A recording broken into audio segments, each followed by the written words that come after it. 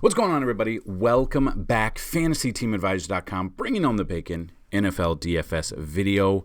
We are showing the Sunday Night Football breakdown. We're going to look at it all. We're going to look at the plays. We're going to kind of dig in to see the captain spots that make sense, the flex spots that make sense, or the MVP spot on FanDuel.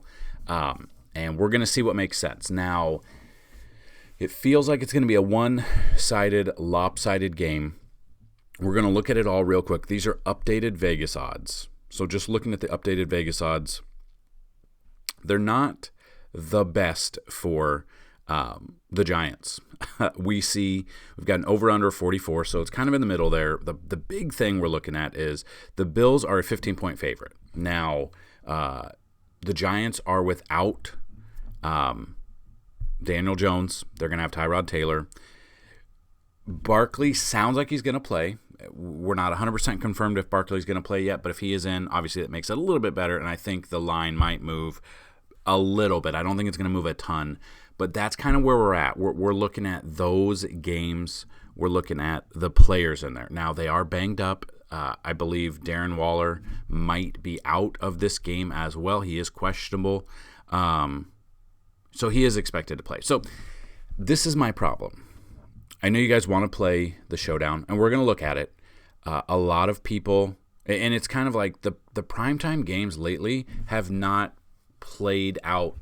They've gone under. The Thursday night game with the Chiefs, it was terrible. 19 points there for the Chiefs, where I think their implied team total was a lot more than that. And that's kind of what we're looking at. This one kind of feels the same. We're still going to dig in a little bit, but, obviously a captain spot of, Josh Allen. Now, if they are up as big as it sounds like they might be or expected to be, we could see a lot of these starters out by the third quarter if this game gets out of control like it should. If it's a game that is kind of like the Chiefs game where it should have got out of control but it didn't, then we're in store. So just want to look at this real quick. So like I said, we've got a 44 over-under. The Bills implied team total 28.91. The Giants 21.1. So not much there. They are a 15-point favorite, opened as a 14.5. I do believe it then went down to 14 or 13, and now it's gone back up to 15. So it's kind of what we're looking at, and we will have a breakdown for the Chargers and Cowboys as well. Depending on when you watch this video, it might already be out. So that being said, we'll look at our matchup tool real quick, which you can find down below. But as you can see, let's just take a look. So, the plays that make sense. Tyrod Taylor, he has to throw it up a ton. I feel like he's going to be behind. The problem is the Bills' defense ranked 2 out of 32 against the opposing quarterback. 1 on FanDuel with the pricing or with the matchups and how the scoring goes. Then we got Saquon Barkley. Is he going to be back? It's questionable. It sounds like he is. He is in a great spot here. He has not played for a while. He had the bye week. He was almost in last week, then he wasn't. So Barkley makes sense. I probably would not be using Breida. I wouldn't use Brightwell. I wouldn't use Eric Gray here. Then the other Giants, Wan'Dale Robinson somehow is the wide receiver 1 now. You got Darius Slayton, and you can see the target percentage, the snap percentage. You can see what they've got there. Not rushing there, obviously. They are playing snaps. Targeted, yes. But then you get down to like Jalen Hyatt. You want to use him, but he, wasn't targeted last week, played 3% of the snaps. Sterling Shepard played 3% of the snaps, was targeted there. Then you had Darren Waller. Now, he is questionable. It sounds like he's going to go. He's playing the snaps. He played 91% last week. He saw 36% of all of the targets last week. If he is in there, I feel like he's going to be a spot that you use. I wouldn't use Bellinger, and I wouldn't use Cager here. I mean, if you want to get, you got to get creative. Obviously, if the Bills go up high, let's say they go up by 15 or 20, obviously Tyrod Taylor needs to be in your flex spot because he's going to have to throw the ball up a ton. He's going to. And that's my other thing. Do you want to pay for Barkley? Because if they are that far behind and he's not going to be 100% and he's not going to be in the passing game as much, he might not get used as much. They might be easing him back in. Flip side of that, we got Buffalo here. We've got Josh Allen, obviously makes a fantastic captain spot. We got James Cook, Lat Murray. Now, Murray scares me a little bit because he'll vulture a touchdown or two. It's just, that's who he is.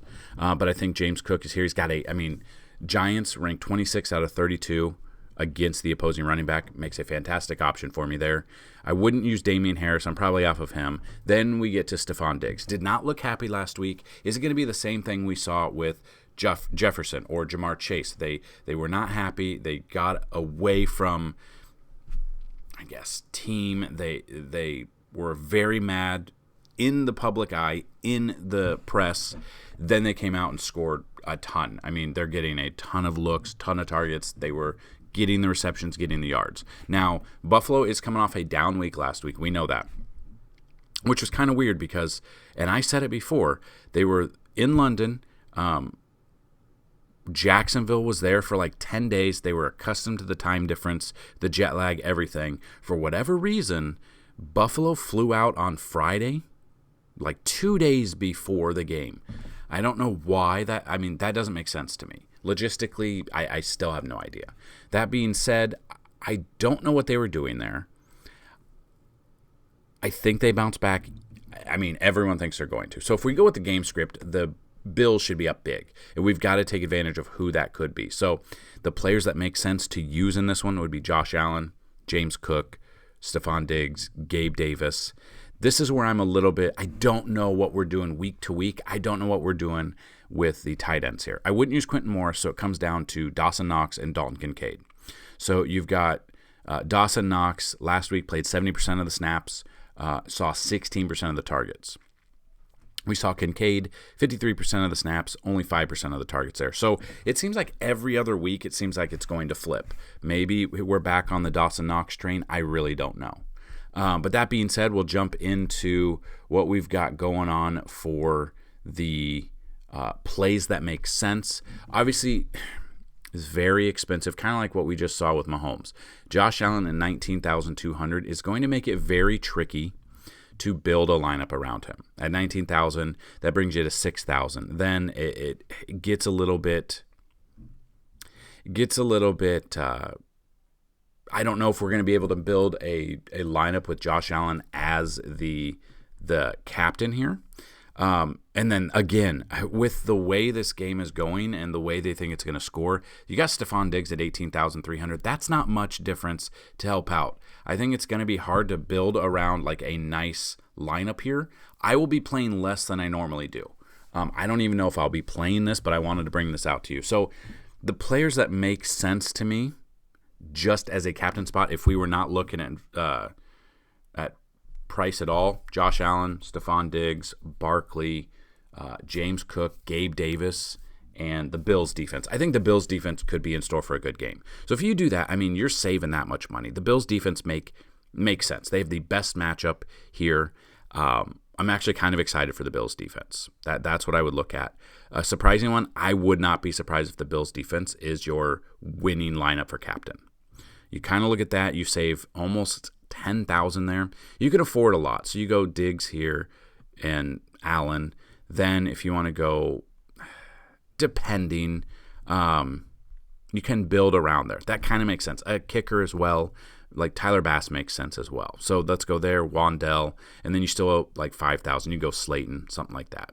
But that doesn't give you Tyrod Taylor. That doesn't give you everything else. But I think where I'm normally off of like a kicker or a defense in the captain spot for the most part, I think it makes sense in this game. You've got a second-string quarterback. You've got a banged-up tight end one and running back one on the opposing team. You're a massive favorite. The Tyrod Taylor really hasn't seen game action a ton. That's where it kind of makes sense to me. So I really like the Bills defense there. You could go Gabe Davis at $7,800 if you want to go buck the trend a little bit and don't go with Diggs. That makes sense. But then it gets down to what other plays make sense. Isaiah Hodgins makes sense for a flex option. Slayton, I guess, but I don't really like that. Both the kickers, both the defenses, probably not the Giants defense. The Bills defense, I love the Bills defense for a captain. I'm okay with them as well as a flex. So I'm looking there. Both the kickers for both teams, I do like that. Dawson Knox makes sense. Dalton Kincaid makes sense. Probably, it depends because then you get down to the nitty gritty and you can kind of see flex options. If you get down here, Sterling Shepard at 200, I know he's not getting targeted, but at 200 you can afford everything else. Bellinger at 200, I'm okay with that because they're so cheap. This is the one where, GameScript says don't go with Bellinger, don't go with Shepard, don't go with these guys. They're low priced.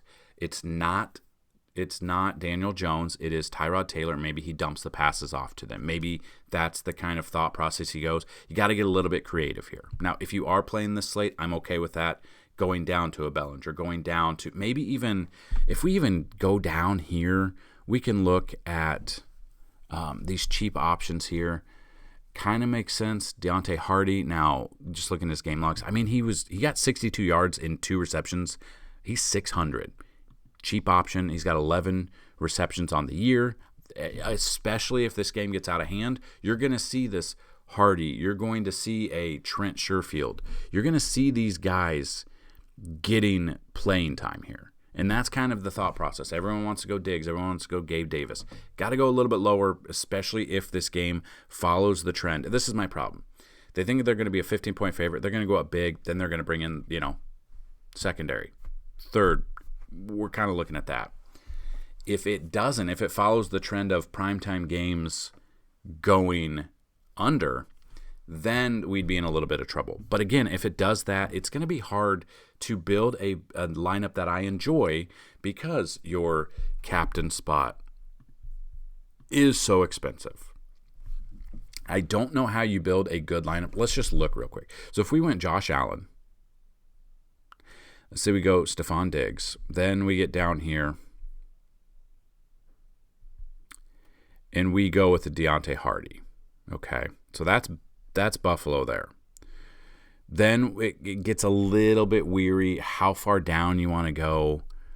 Maybe you want to go with Hyatt, who hasn't done much, but then that brings us up to 8,000. So then we could go at Gabe Davis. Then we could go the Bills defense, something like that. And you still have 2,400. So then maybe, let's say you go off Hyatt, go to 3,600. Lat Murray, Giants D, I wouldn't do. Damian Harris, you got Paris Campbell. Like, you go Hyatt here.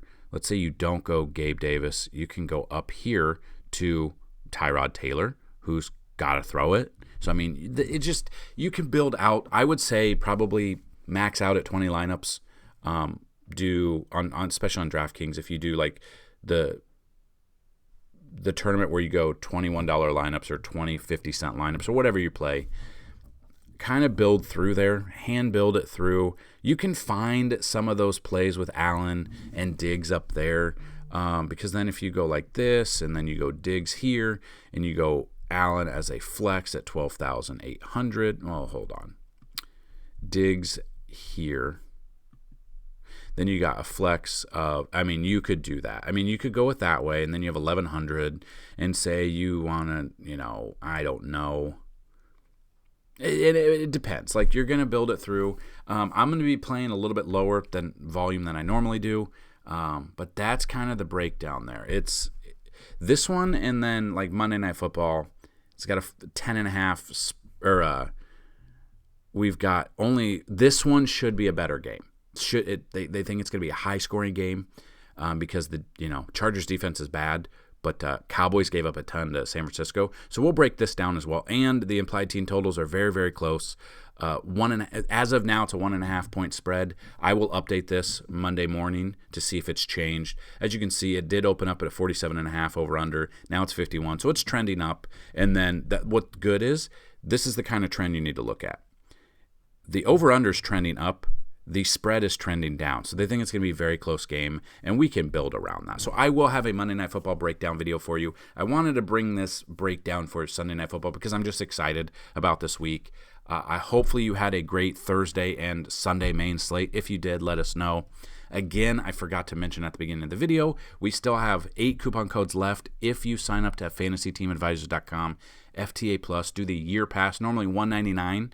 If you use the promo code Thursday, all one word, all capital letters, you're going to get a year pass for $75. You can't beat it. Go check it out, FantasyTeamAdvisors.com. That's what I've got in this video. Good luck today, and as always, let's bring home some bacon. Peace.